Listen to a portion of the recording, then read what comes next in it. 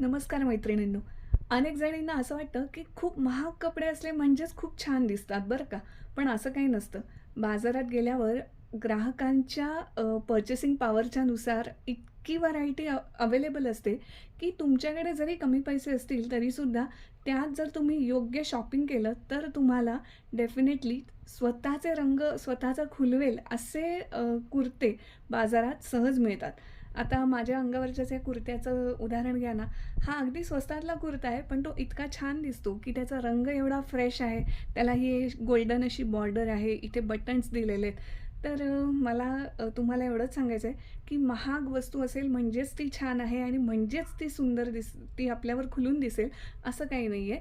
जेव्हा तुम्ही बाजारात जाल आणि स्वतःसाठी कुर्ता खरेदी करणार असाल, तर टिप एवढीच आहे, की तुम्हाला तुमच्या व्यक्तिमत्त्वाला कोणता कुर्ता सूट होतोय, तोच नक्की विका.